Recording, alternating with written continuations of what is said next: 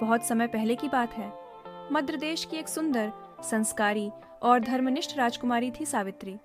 उसका स्वभाव इतना मधुर और पवित्र था कि जो भी उसे देखता उसके हृदय में श्रद्धा भर जाती।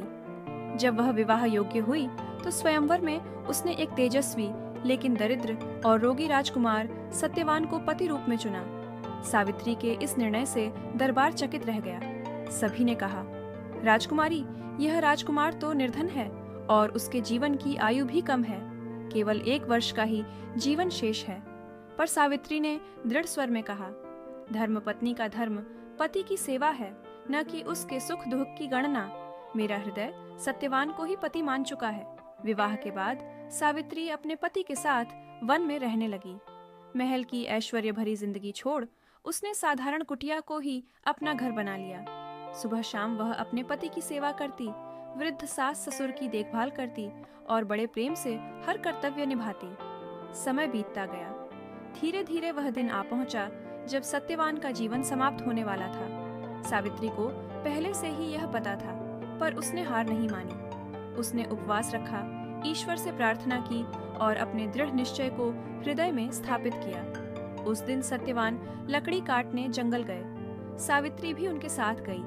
अचानक सत्यवान के माथे में तीव्र दर्द उठा और वह अपनी पत्नी की गोद में सिर रखकर लेट गए। सावित्री ने देखा कि पृथ्वी के देवता यमराज प्रकट हुए और सत्यवान की आत्मा को ले जाने लगे। सावित्री ने साहस के साथ यमराज का पीछा किया। हे धर्मराज, मैं अपने पति को नहीं छोड़ूंगी। जहां वह जाएंगे मैं भी वहीं जाऊंगी, यमराज ने कहा। सावित्री, मृत्यु का नियम अटल है, तुम्हें अपने पति से अलग होना ही होगा।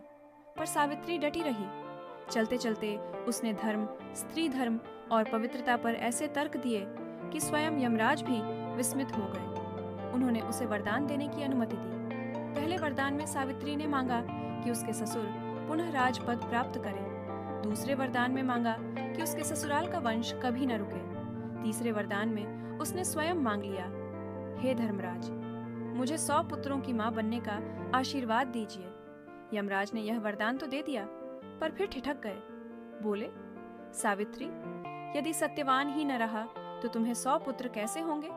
अब यमराज समझ गए कि सावित्री कितनी बुद्धिमान और धर्मनिष्ठ है। उन्होंने प्रसन्न होकर सत्यवान का जीवन लौटा दिया। सत्यवान उठकर फिर से जीवित हो गए। जंगल गूंज उठा। आकाश में देवताओं ने पुष्प वृष्टि की। यह कथा आज भी महिलाओं को प्रेरित करती है कि वे कठिन परिस्थितियों में भी साहस और धर्म का साथ न छोड़ें। चाहे जीवन कितना ही चुनौतीपूर्ण क्यों न हो, धैर्य और निष्ठा से हर बाधा पार की जा सकती है।